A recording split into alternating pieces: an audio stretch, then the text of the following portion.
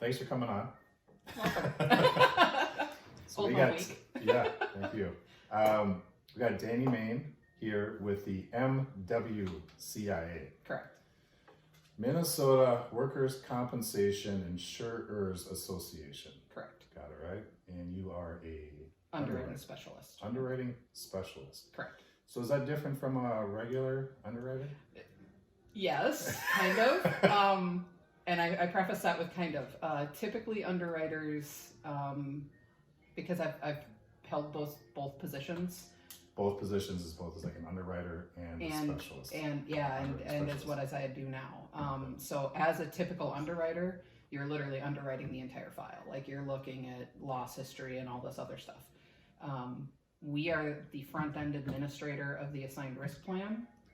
The front-end administrator of the assigned risk plan. Okay, for workers' compensation. Yes. Okay, so I think we got to rewind a little bit. Yeah. So the MWCIA is the Workers' Compensation Rating Bureau in the state of Minnesota. Yep. Many states use the NCCI. Correct. But Minnesota is the few special. Independent. Yep. Why is Minnesota special, Bud? Do you know why? Honestly, I don't. That would be a question for Jeff Quam. He probably would know that. There are quite a few independent bureaus. Just off the top of my head, New Jersey has one, California has one, Delaware, New York, Wisconsin. Okay. I can't remember all of them off the top of my head, but those are the ones that I can think of right now. Yeah. But there are quite a few that have their own independent bureaus. Yeah. So it's not necessarily, we're just kind of the odd man out. Yeah. Okay. And would you say, like, what would be the main job of the MWCIA? So, all the data for a business, because, a lot of people watching this is going to be business owners. So yeah. Their payroll information and their work comp loss history, their claims get reported from their insurance company over to you guys. Correct. And then you take that information and plug it into these complicated formulas and come up with an experience mod. Yep, that's right? part of what we do. Yep. That's part of it. And then that experience mod is used as part of the business owner's workers' compensation premium calculation. The higher the mod, typically, the more expensive their worker comp insurance is going to be. The lower the mod, they get a credit. Yep. And I can get into that a little bit if you want me to. Okay. So that's one piece. Yep. And then you got this assigned risk piece that you guys deal with, right? Yep. Would you say the assigned risk comes into play when the business owner can't find workers' comp insurance someplace else? Correct. So it's either they have a lot of claims or maybe like a one-man show. Correct. Right? Yeah. Show up in the assigned risk. Yeah. Some people, because they're brand new in business too. There are some markets that just won't write people because they're brand new in business. Or really maybe strange risks, like unusual ones that they're not used to. Yeah, like, hey, I started a business a couple of years ago and we changed the light bulbs on top of these cell phone towers. Yeah, that would be one that would come to us. Yes. Yeah, most insurance companies are going to be like, no thank you. Right. Yeah, give you guys a call. So besides the mod and the assigned risk piece, you guys do anything else? Or is that the kind of the main? Well, those are the ones that I feel most comfortable talking about because that's my department. Sure. We do have a lot of other departments. We do have a policy reporting department, and they help the carriers when they are doing the reporting of the information. Okay. So they are the ones that help with all of the different systems for the carriers when they start sending in the information. Okay. And how to fill out all the different things. And if something gets stuck between their system and ours, how to do that. That's a whole separate department. I can talk about it about this much. That sounds like more like where your husband should work. An IT person. Potentially, yes. Yeah. We also have a giant IT department because we did start at the MWCIA. We have some programs that are actually used by the other independent DCOs like us. And we all formed a kind of a little cohesive unit, and we work together on some stuff like that. And so we do have a very robust IT department. Yeah. So we do have that as well.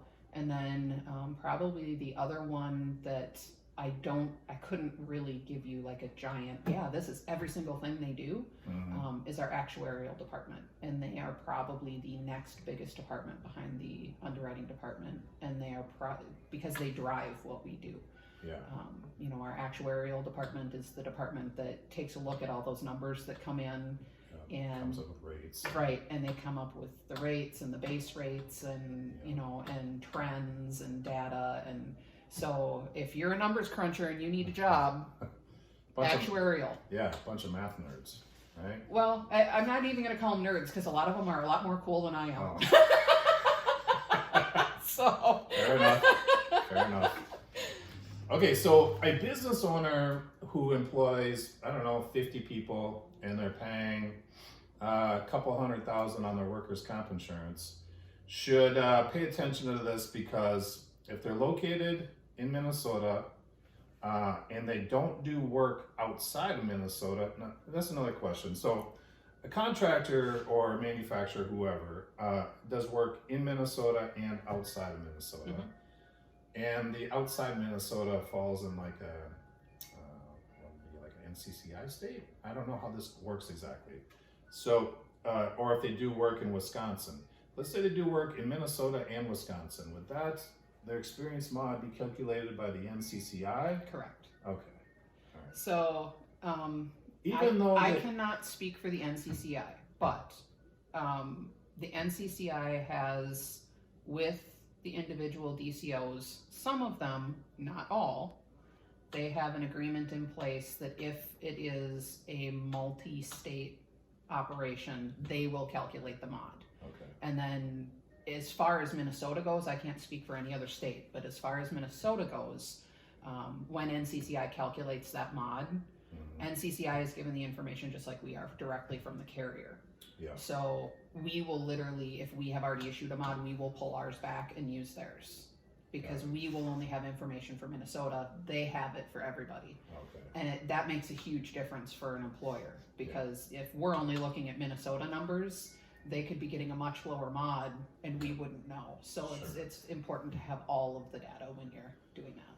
Yeah.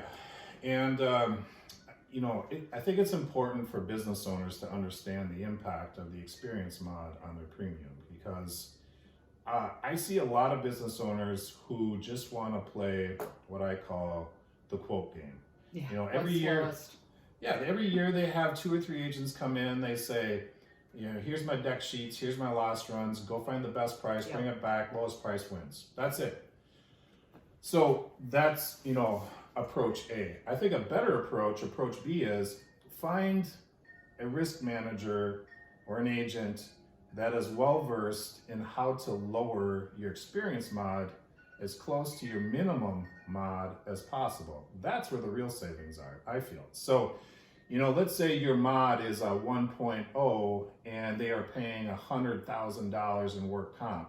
Now, if their mod goes up to a 2.0, more than likely, it's not exactly, but more than likely they might be paying, if they can find insurance, $200,000. It's a multiple, right? Correct. Yep. Now, if they can get that mod down to their minimum mod, and let's say their minimum mod is a 0.7, maybe now they'll be paying close to $70,000 on that work comp policy. Correct. So rather than a business owner focusing on saving 5% here and there by playing this quote game and reviewing the quotes from the different agents, going with the cheapest price, and maybe saving 5%, I feel like all insurance companies got to be relatively competitive, or else they're going to go out of business. So they're all relatively close. Rather than do that, go with plan B, focus on the mod, drive that down by implementing things like better hiring practices, hiring the right people, right? Better safety training. Correct. Making sure you're OSHA compliant, making sure you're managing those injuries correctly, maybe networking with a good occupational medicine doctor that you're sending your new hires to for pre-placement exams, or you're sending your injuries over to get treatment, and you want to send them over to this good OCMED doctor because he's in favor of early return to work programs. And if we can, eliminate the indemnity piece of that claim and keep it as medical only. Right. And that's the key that you just said, is you have to eliminate the indemnity portion. Now, a couple of things that I need to unpack here just because I know that some people are going to be listening that may not understand this. Please know that you cannot force an injured employee to go to anybody that you want them to see. If that injured employee comes to you and says, I want to see my own doctor, you have to let them go there. Yeah. However, what you said with, have a clinic or something that you can send an injured employee to, that's not a bad thing at all. That's actually quite a boon for you as a business owner. So how that looks is, let's say I work for you, Jason, right? And I'm super klutzy, freely admitted. Clearly. So I'm up giving a presentation or whatever, and I'm pacing back and forth across the room. I trip, fall, sprain my ankle, right? So I call you up and I'm like, Jason, I tripped and fell. And you're like, oh, Dani, again? Yeah. Right? Yeah. Okay, well, where are you right now? Okay, well, you know what? The Alina Clinic, 2 blocks up from our office, has all of our work comp information.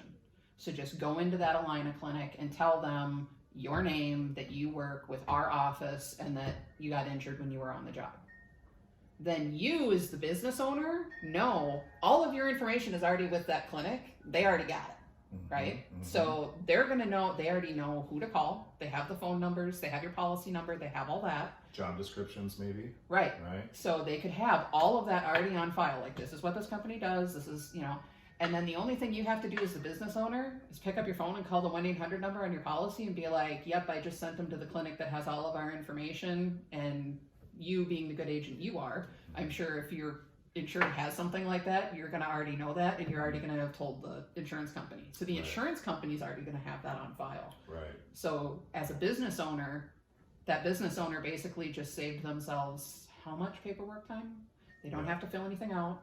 They don't have to jump through hoops, none of that. Right. Now, if their injured employee says, nope, I'm not doing that, I go to, my family doctor that I've seen for the last 20 years. Right, over at Ridgeview or wherever, then, okay, good. Let me know how that goes. I'm going to call and turn in a claim, so can you tell me what the name of the clinic is and the name of your doctor? Yeah. And then just pick up the phone, call that 800 number, give that to the insurance company, and then let the insurance company do it. Right. So. Now, have you heard of the Union Contractors Workers' Compensation Program? That has been brought up to us a couple of times. I have no idea how that works. We've had agents call and ask us, but I don't know anybody who's involved in that program, so I can't speak about it at all.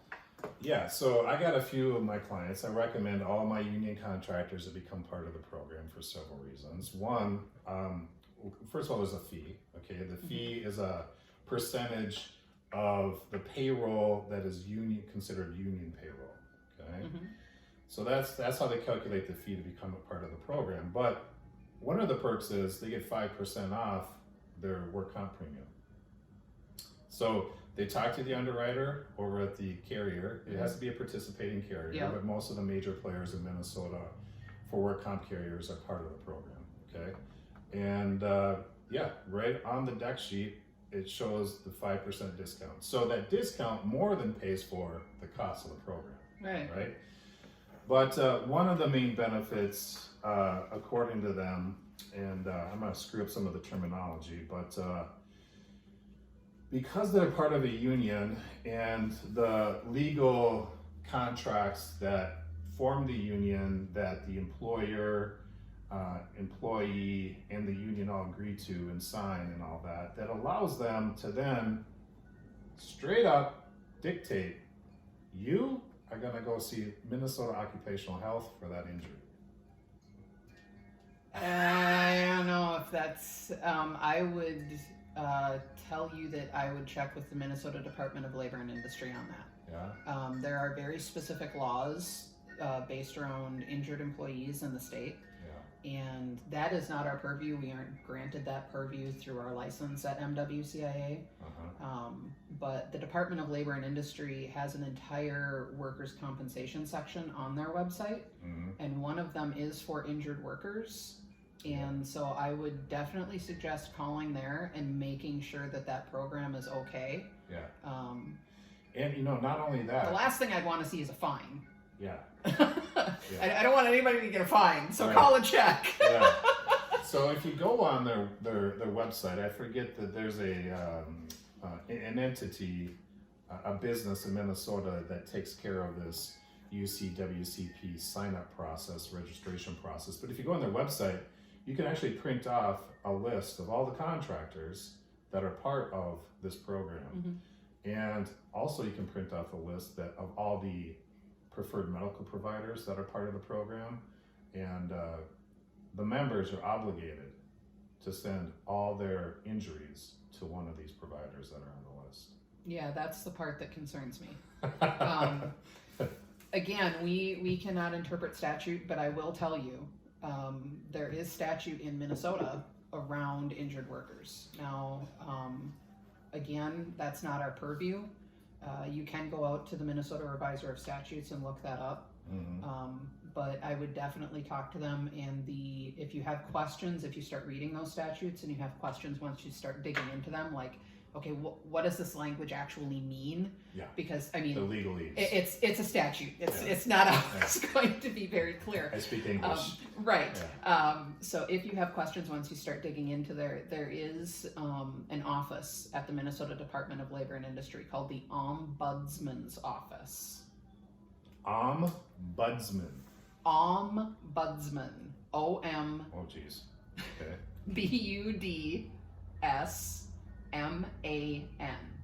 Office. Yep. That's basically the statute/attorney's office at the Minnesota Department of Labor and Industry. So if you start reading statute and you have a very specific question about interpretation, Yep.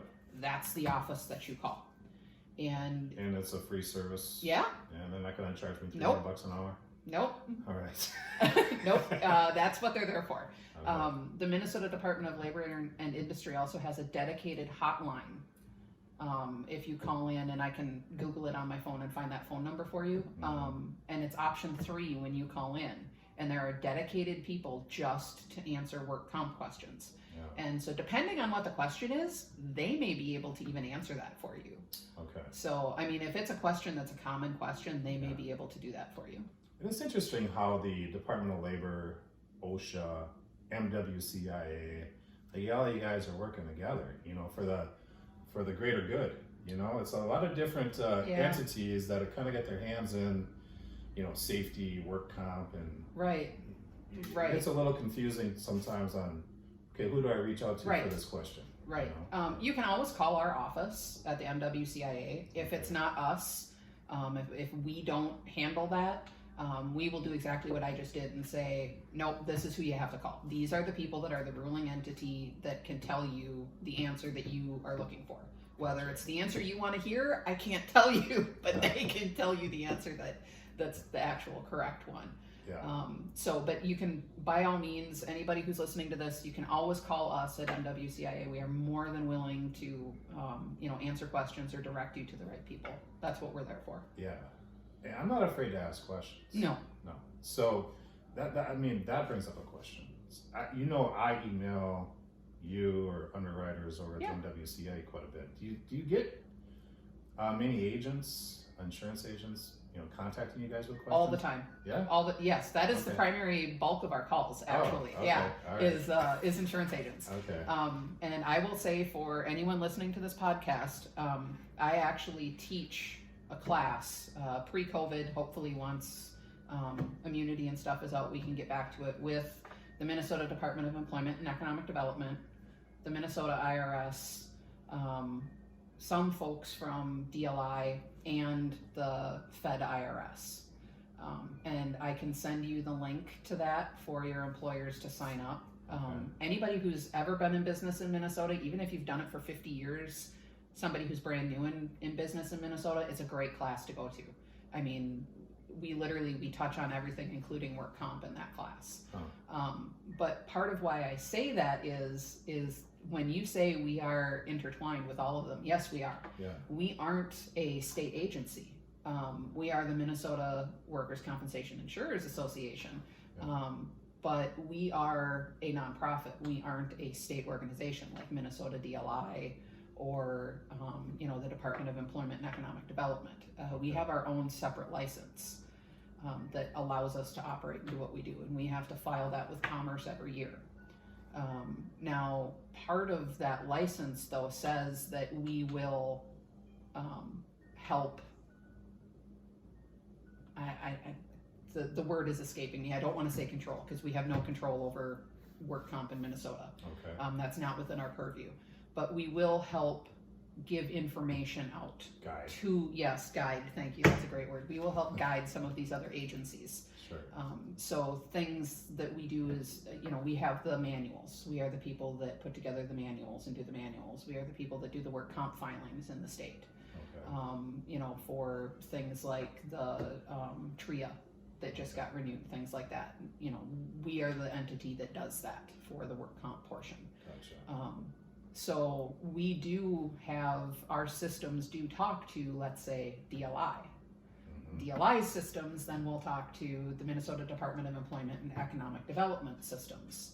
So, like, if you have employees and you have a Minnesota unemployment ID number, DLI is going to know that, and then DLI is going to come to us and say, okay, we're the enforcement division. We're being told this company over here has employees, but we don't see a work comp policy. Can you check your records and tell us if they have a work comp policy? Does that happen? Yeah. Companies with employees, they just sometimes they don't buy work comp. Yeah, unfortunately, I've known businesses that have got under for that, and I actually and I actually have a story about I've been in insurance for a long time. I was an agent, I was a CSA, I've been an underwriting assistant, and I've been an underwriter. So you're like a regular retail agent? Yes. Personal lines or commercial or both? Commercial, both actually. Okay. I did both, and I will tell you, commercial lines is so much better than personal lines. Personally, it's way more fun, I think. Yes, it is. I mean, you learn something new every day. It's crazy. That's one of the reasons why I love my job. Let's see here. Fine.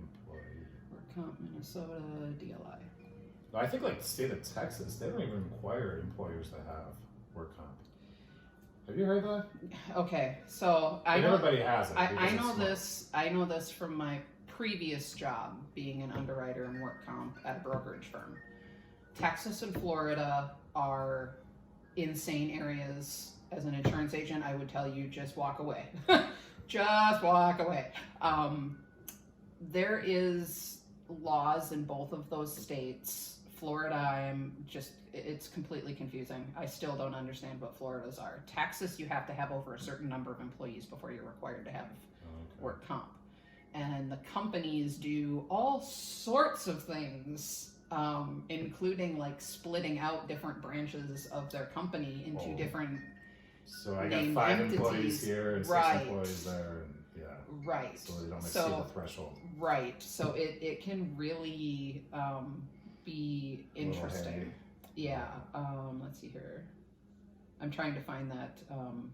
You're probably going to want to edit this one out. Do I have that? See, the problem is that I don't have my work computer where I have all of that saved. Oh, that's okay. I can email it to you. But I'm interested to hear about the story, what happened to the company that got fined. Okay, so what kind of company was it? The owner actually owned 2 businesses, okay. and that will mean something here in a minute. So,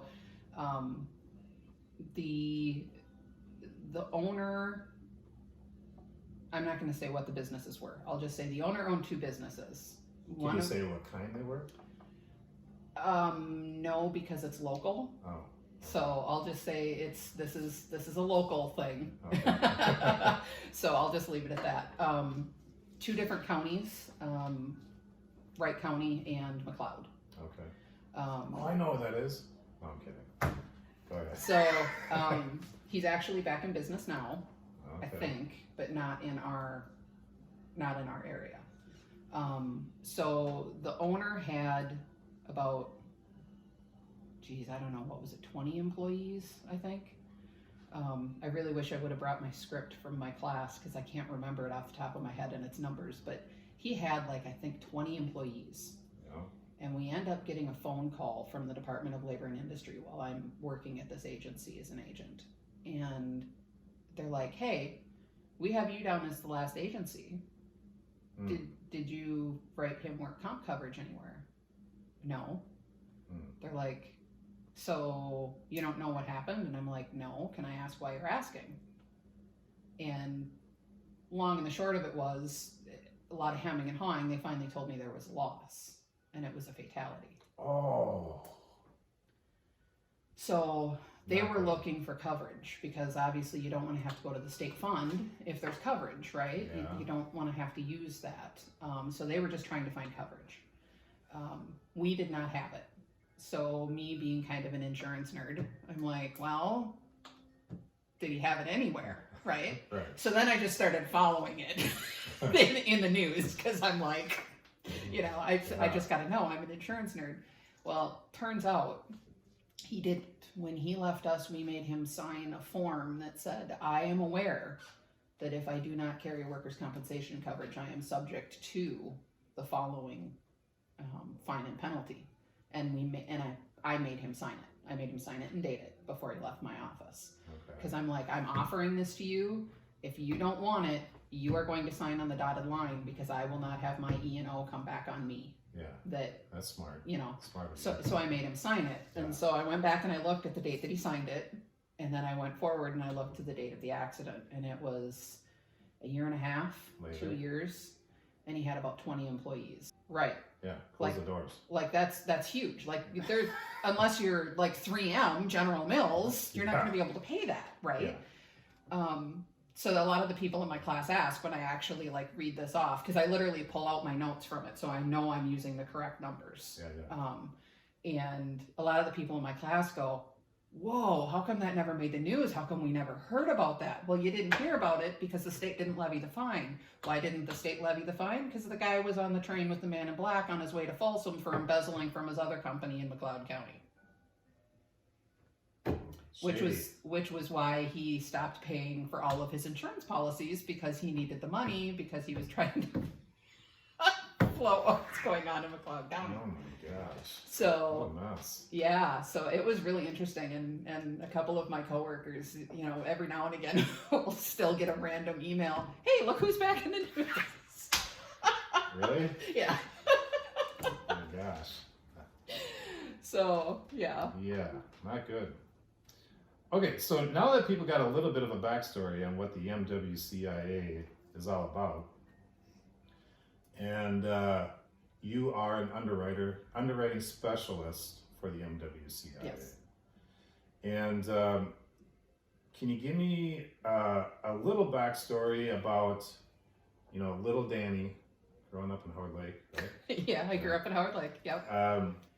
What's kind of taken place from little Dani in Howard Lake to where you are now as an underwriting specialist at MWCIA? Just kind of take us through a timeline of what transpired between then and now. So, like most people, I fell into the insurance career, and I would tell anybody who's listening to this that has anyone that's teenagers going into college, anything, seriously look into an insurance career. There's so much to do in an insurance career. Yeah. And when you hear about it when you're a kid, when you hear your parents or somebody talking about, oh, I'm going to go see the insurance guy, they always say it grudgingly, like, I gotta go do it. No, there's so much to do. You can do so many different things. You're literally putting people's lives back together if they have a problem. It's crazy. Yeah, you've experienced many of those. Yes. I guess the next step for you is to become an actuary. No, I am not that good at math. I'm really not. That's why I was saying, boy, I really wish I had my notes. I am no good with numbers. No numbers for this chick. So what happened? Let's see. I grew up in Howard Lake. Went to Howard Lake Waverly Winstead Public Schools. Graduated. Went to Bemidji State with the thought that I would be an English teacher with a French minor. Oh. Why French? Just liked it. Can you speak French now? A little bit. Okay. I have a very interesting accent, I guess. One of my teachers was from Normandy and the other one was from Paris. So when someone actually that knows French and is from France, hears me speak, they're like, I guess it's like the difference between Alabama and New York, I guess. So they're still just all like English, but way different. Right? They're like, whoa, what happened there? So that's kind of a funny thing for me. But That's a good comparison. The New York accent to Alabama accent. yeah, and they, I mean, literally, like one of the people that I met at Bemidji was actually a transfer student from France, and was one of the tutors that was helping in the French class. And I went from, my very first professor was from Normandy, which apparently is, I guess, like the Alabama side of it. And my other teacher, the one that I had the longest, was from Paris. The New York side. And that's like the New York side. And so this poor girl would just, like, she would be like, can you say this? Just to hear the weird. I'm like, please don't. But yeah, so that was kind of funny. But let's okay, see. so you're gonna be an English teacher with a French minor. Yep. And then I just Bemidji State. Yep. Why did you choose Bemidji? Actually, high school sweethearts with my husband. Oh. We decided we wanted to try and go to the same university. Yeah. And back when we went to college, unbelievably, there was still a lot of places that would not rent to us because we were an unmarried couple. What? Yes, in the late 90s. Yes, I know, I just dated myself. Thank you. We went to Morris, and there was only one guy that would rent in town to college kids. And he was like, nope, you're not married. I'm not renting to you. And then we went, we went to a couple of different locations to look, and, you know, we got into Bemidji and, you know, ended up. And they had rent to you? We ended up, like, we saw this sign and, you know, hey, there's space for rent, and we went in and, you know, we talked to the guy and we're like, you know, we're looking for a university and we're probably going to be coming up. And he's like, yeah, you know, I get turnover every year from people moving out. And I know for a fact I got, you know, a set of girls moving out, and they'll be moving out right around the time you'd be coming in. And if you want to put down a deposit, that's fine. And so that's how we ended up at Bemidji. We'd both been accepted there. And I mean, great university. And the fun part for me is then I get to tell people that I went to BSU. Yes, that sounds important. Or very, very funny if you think of it from the other perspective. DSU. Yeah. Bullshit University. Right. Yeah. Right. Yeah. So, you know, it's kind of fun for me. But no, they canceled my minor. So I had to come back. As you were going through it? Yeah. It was like, yeah, it's gone. Yep.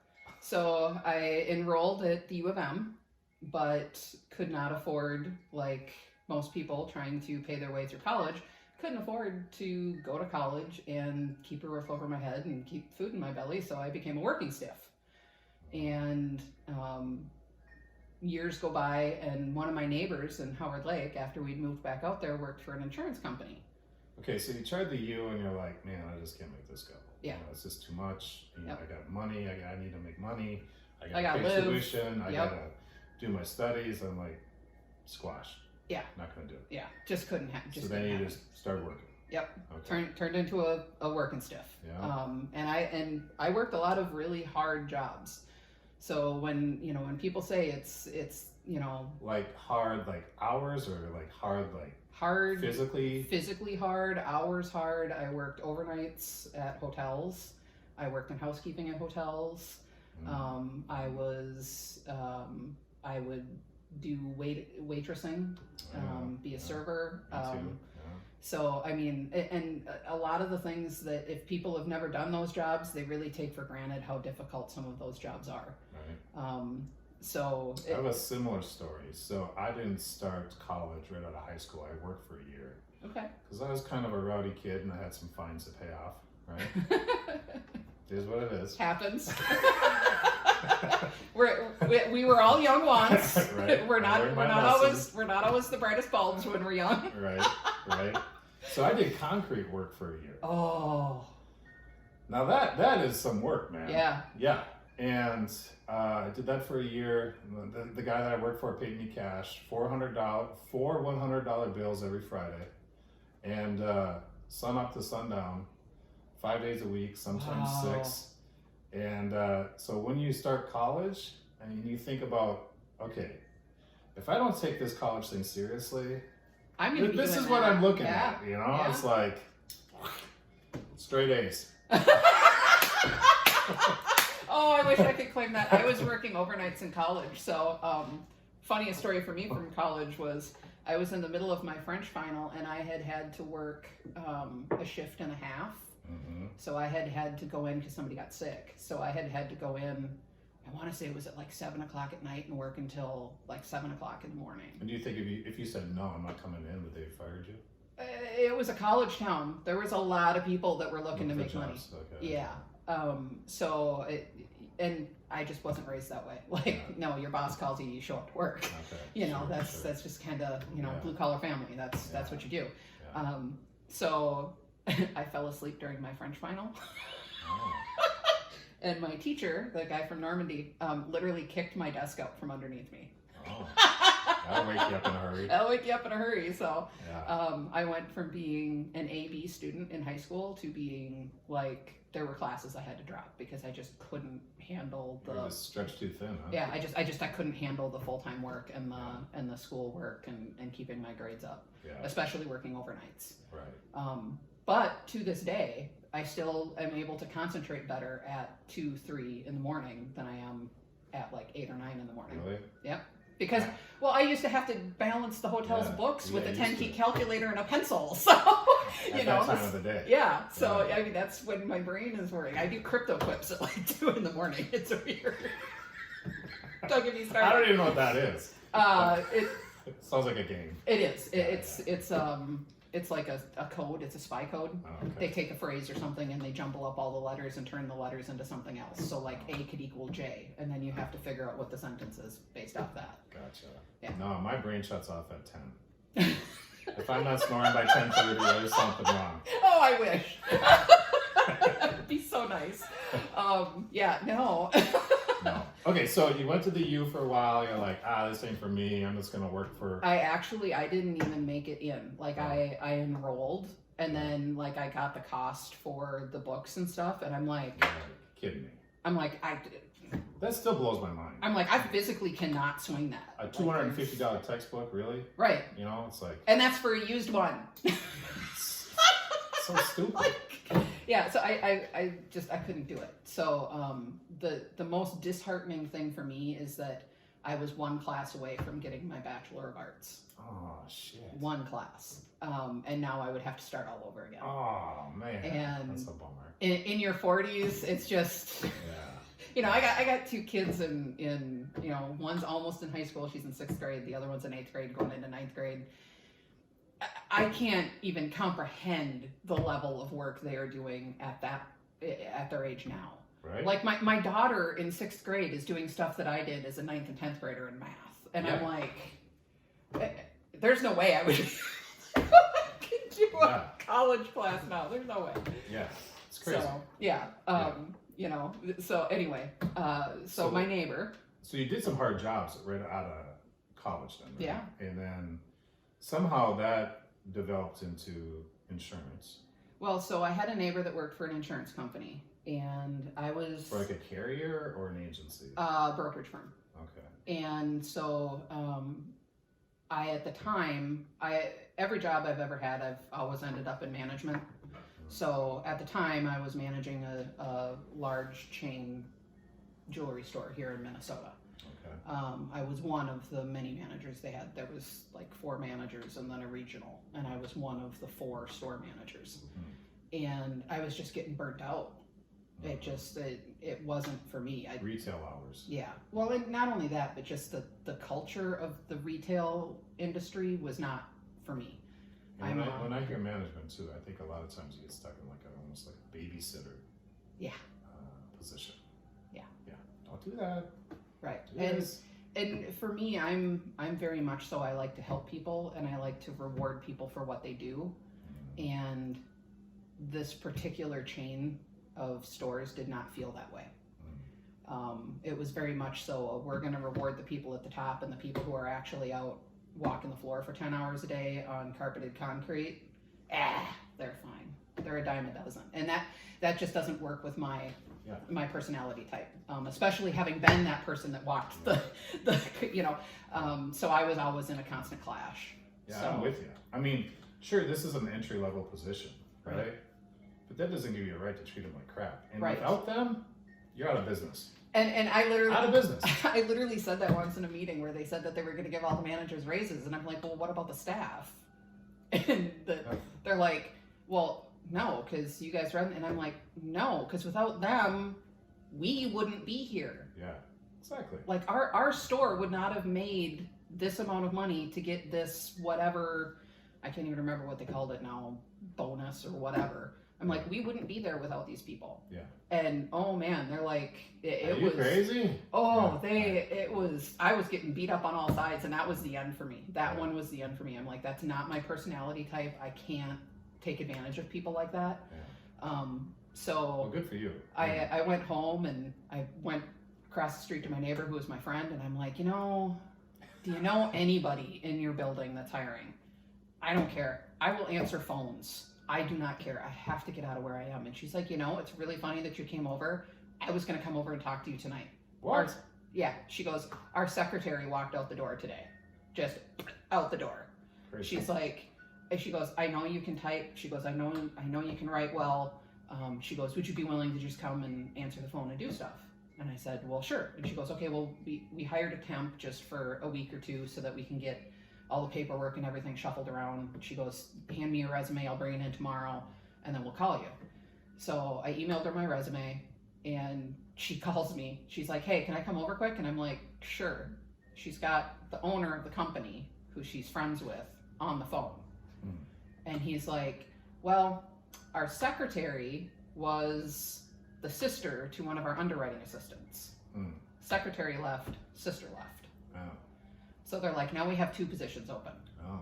They're like, do you know somebody who would want the secretary position? I'm looking at your resume, and I think you would be fine as an underwriting assistant. I think you would do a really good job there. Sweet.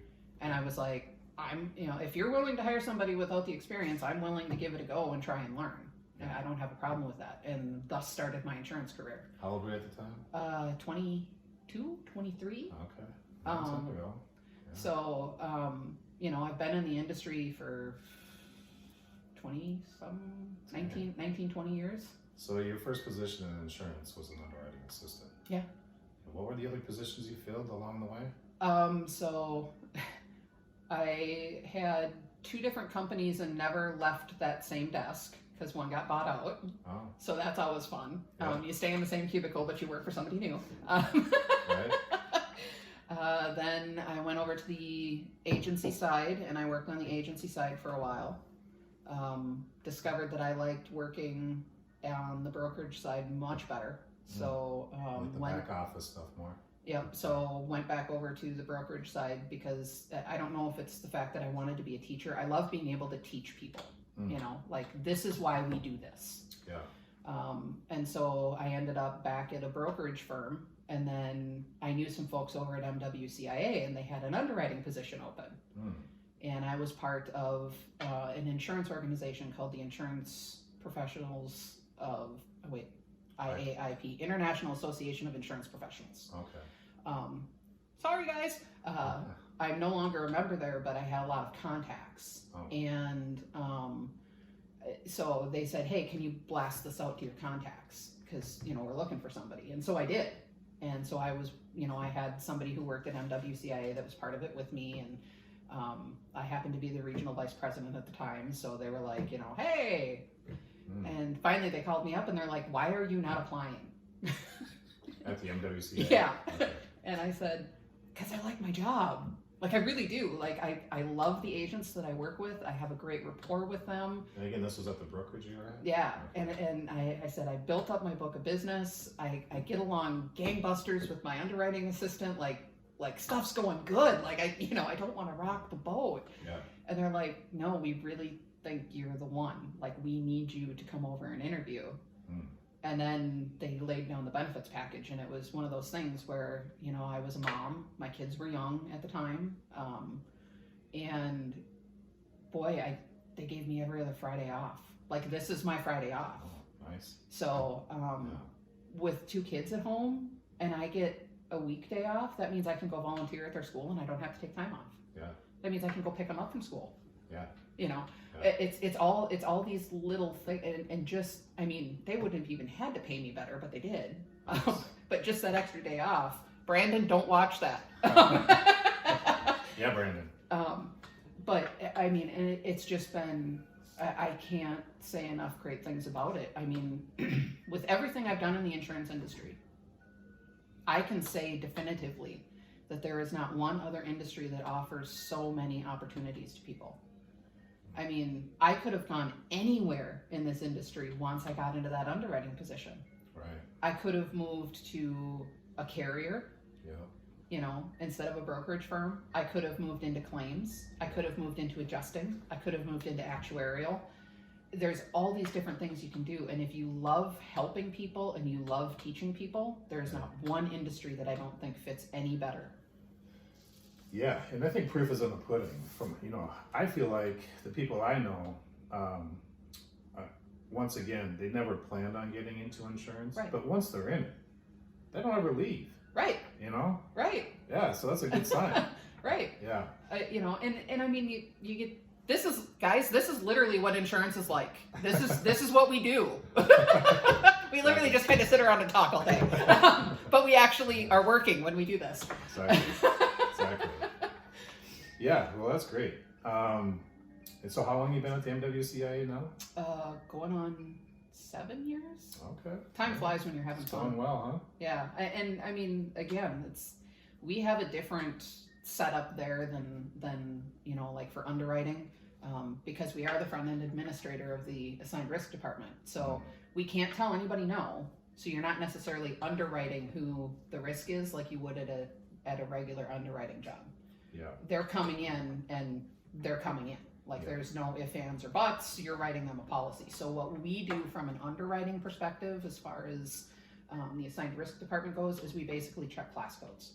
We check to make sure that the description that what was given to us matches the class code that's going on to the policy. And then we help agents when they call in, you know, hey, I don't know how to classify this. What should it be? You know, we do stuff like that. Okay. But it's not a traditional underwriting role. Yeah. but- Approved or declined? None of that. None They're of all that. approved. They're all approved. Yeah, Yeah. we don't have a choice. They are Yeah. all approved, which was, believe me, coming from a traditional underwriting perspective. Mind shift. Yeah. Boy, was that a mind shift. Yeah, I was like, wait a minute, what? We gotta take all this? I don't want it. I actually had a couple of those where I was like, they're doing what again? Oh wait, I can't say no. You know, it's stamp of approval. Yeah, strange. So yeah. Huh.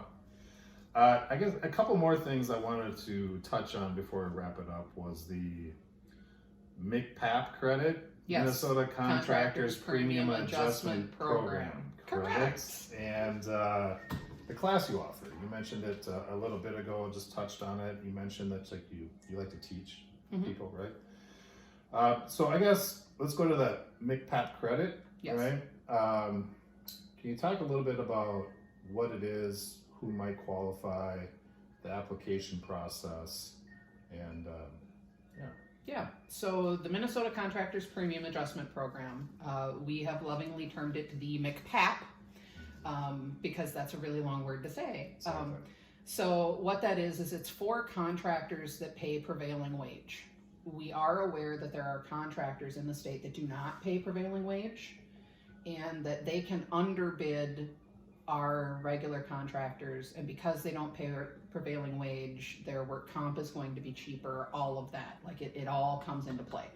Now, what the MCPAP factor was designed to do And is how would to you level define? I'm that. sorry. How would you define prevailing wage? It's like industry average wage. Maybe? No. So every year when our actuaries go through their information, they set what that should be, and they use, I don't even know how they come up with it, I'll be honest. I'm not even going to get into it. They come up with But a number. They come up with a number, and they say if you pay your people over this dollar amount, Yep. then you qualify for the For the MCPAP. credit. And it changes every year.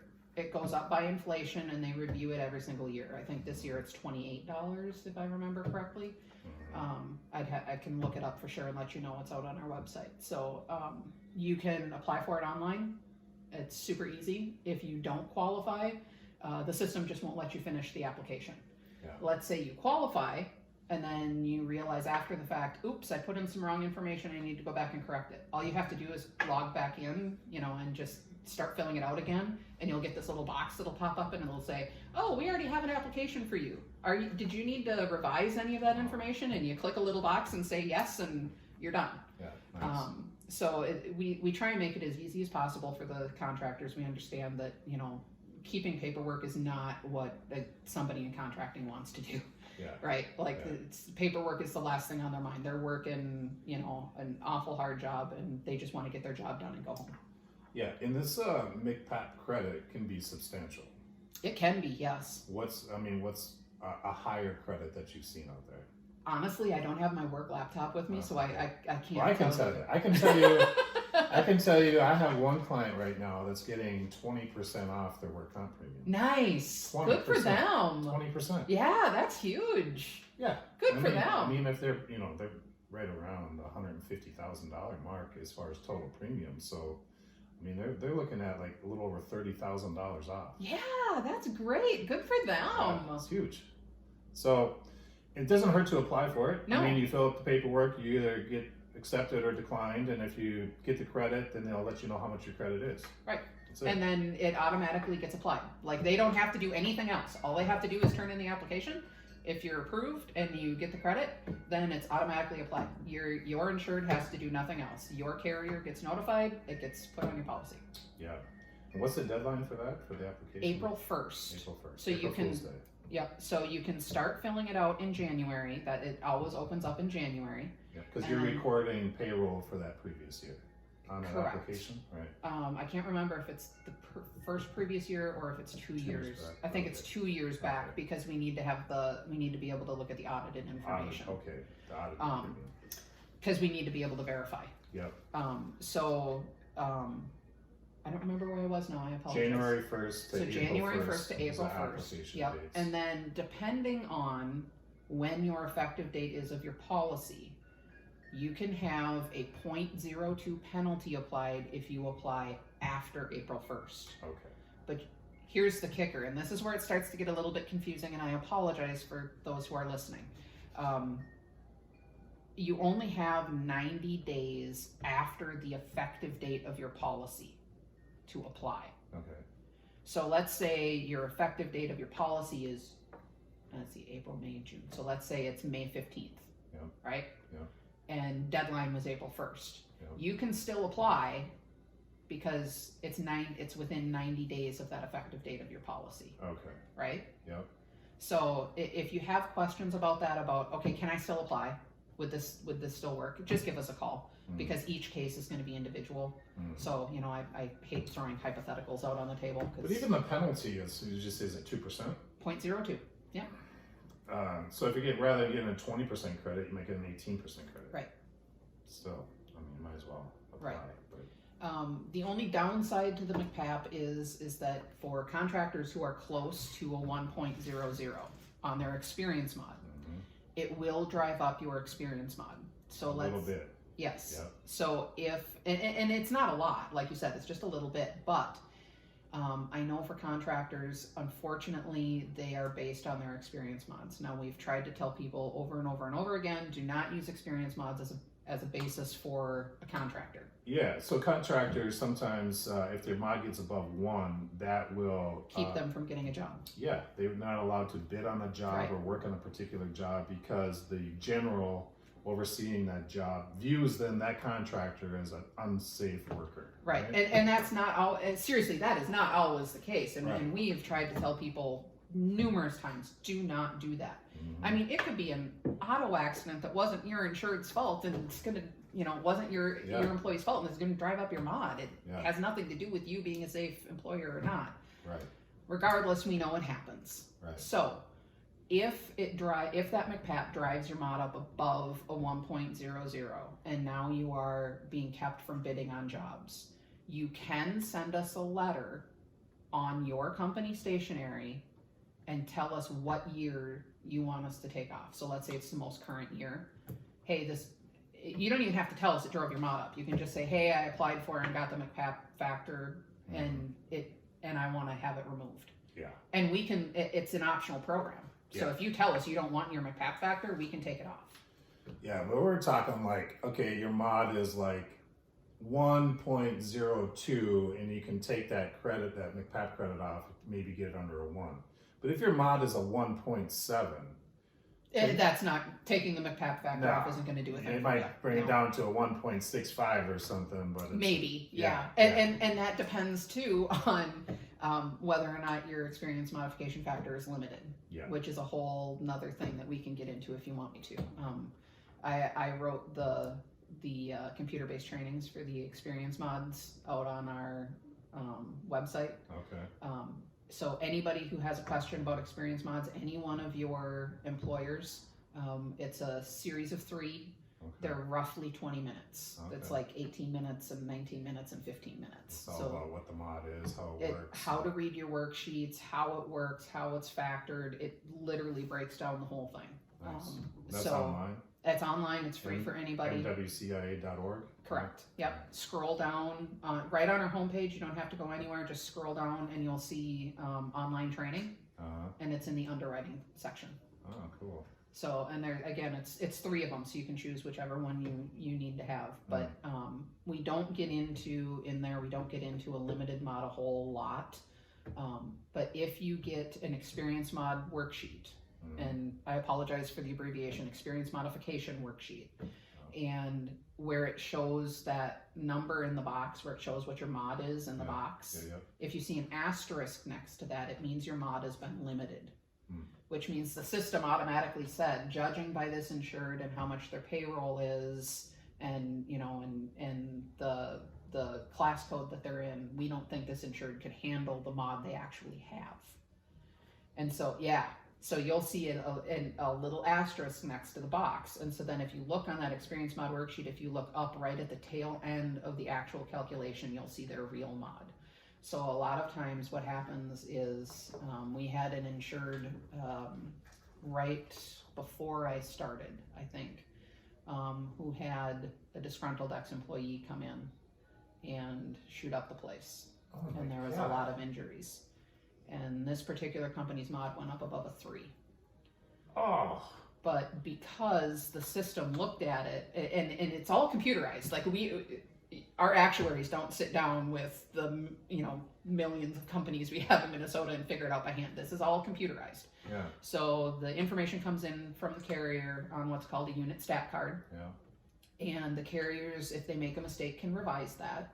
And then the system takes that information and just automatically promulgates that mod. Yeah. Okay. Now, if that mod is limited, so like in this case, that particular company had over a 3, but the actual mod that was issued, I think was like a 1.56. Because that's all. Did they take that claim off and this without that claim, that's what this mod is going to be? No. There's a specific formula for that. Okay. Again, not the math girl. So what do the carriers look at then? The limited mod or the actual? The limited. The carriers get the limited. That's the only thing the carriers will see. And unless your insured has asked to have a do not release on their mod, all mods are public knowledge. Do not release, that's a thing? Yes. Let's say your insured, your contractor who's getting such a great credit. Let's say they're sick and tired of having all sorts of XYZ agents calling them all the time because they're happy with you. They can literally send us a letter at the MWCIA on their company letterhead and say, do not release my mod. Don't publish. Right. It's still released to the carrier. It's released to the carrier and to the insured. That's it. Okay. You as the agent don't even get to see it. Oh, interesting. So if somebody were to try and look them up on our website, because you can look up every carrier or every insured in Minnesota who has a mod, if you know their name, you can literally look them up in our system and see what their mods are. So I think back to 1995, I think. That's how far back it was? Yeah, it just... The whole history. Yeah, the whole history. Yeah, I mean, that's one of my prospecting. That's what I do. I look up debit mods. Yep. They obviously got a problem. Yep. That hopefully I can fix, Right. Yeah. So that's interesting. The but you can like make it not public. What'd you call that? A do not release. Do not release. Interesting. Yeah. Yeah. And I will tell you, there are some companies that do that. Yeah. Not very many. And it can get to be a little bit of an issue sometimes because they'll forget that they tell us that, and then they want to go out and go shopping, and then they have agents can see it. No agents can see it. Only their current carrier can see it, not the carrier that's going to quote it. So then it becomes kind of an issue. So it's something that we offer, but it's not like we don't advertise it like out on our social media or anything. But you can do it. No, one thing I really like about the MWCIA versus NCCI is that I can look up mods for free. Yes. NCCI charges me $6.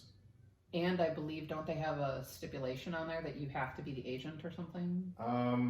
I think to get the mod worksheet, I have to get written authorization for the worksheet, but I don't. It's been so long since I've used their system that I honestly I don't remember. I just remember, boy, back when I was on the agency side, there was only like 2 people in our office that were allowed to look up mods because there was something about you had to have something, authorization of some sort? Something in order to look it up. So that's all I remember about it. But yeah, ours are free unless you want the actual worksheets. Okay. If you want the actual worksheets, then you have to pay for them, unless you're the insured or the carrier. Yeah. You automatically agents have to pay for them. Yes. They're right around $20, right?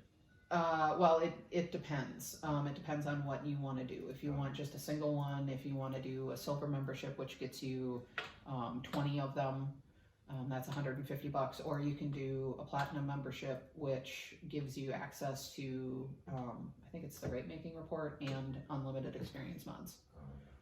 All year for a flat all fee. year for a flat fee. Yeah. I remember that. Yeah. Okay. This class. You mentioned that you can do this class for employers with these different entities. Can you tell us a little bit about the class?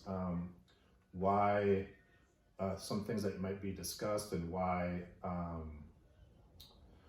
an employer might be interested in having the class?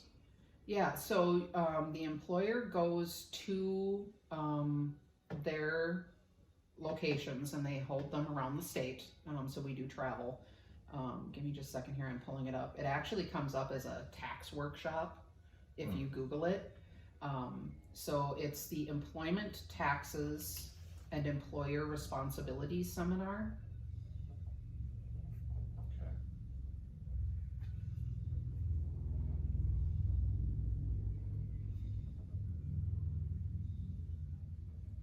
Seminar. Yep. Okay. And it covers, and I'm just reading this right from the IRS website, which had, if you Google Minnesota tax seminars and then DEED, D-E-E-D, it'll pull up. Okay. So it covers in-depth discussions of worker status, who qualifies as an independent contractor and who is not. They go into the 9-factor test. Tax withholding and deposit rules, quarterly and annual report filing requirements, unemployment insurance tax rate assignment and wage reporting. They give overviews of labor standards, wage and hour. That's part of what the Fed IRS is there for. Workers' compensation, that's what we do. New hire reporting rules, and I don't know if we still have this in there. The curricula changes mildly every year. But we used to have a section in there, Department of Homeland Security requirements. And I don't know if that's like, new hires or that, and I don't know if that's still part of it. But again, it's been a year, so, Sure. there's probably going to be a little bit of changes. But we do travel around and we do a lot of them in the metro. We go up to Duluth, we go out toward Fargo, down to Rochester. So over to Stillwater. Is it typically in a place in like a lecture hall or something that several business owners attend at the same time? Yes. It's not done at one specific business. No, you could probably do that if you wanted to. If you had, if you had like I don't know. But typically, several business owners Yeah. are attending this at the Well, same yeah, time. and so we'll get like school districts that come and they'll send their accounting folks. Sure. We'll get new business owners. We always have contractors. There's always 1 or 2 contractors in the class. Truckers, couriers, tax professionals are always in the class. So, and it literally it covers a very broad range spectrum. We've had attorneys in the class, so. Gotcha. Okay, cool. Well, I guess to wrap things up, if a business owner has questions on their assigned risk work comp policy or their experience mod, and they want to reach out to Dani, how do they get a hold of Dani? So I can give you my direct dial if you want. Okay. It's 952 Okay. 897 897 6410. 6410. Or if you are more the, I don't want to talk to somebody on the phone, which totally understand. That's the way the world's moving to. Millennials. Yes. I freely admit I'm getting there too. I would rather chat somebody than pick up the phone and call them. It's Dani, DANI .Main, MAIN at MWCIA.org. Cool. Awesome, Dani. You've been a wealth of information. I can tell you've been in insurance for a long time because you know a lot about it. Well, yeah. Insurance geek, sorry. Yeah, no, it's great. It's great. I appreciate your time and thanks for coming. Yeah, not a problem. So it was fun. Yeah. All right. Thanks, Dani. Not a problem. Awesome. Well, good job.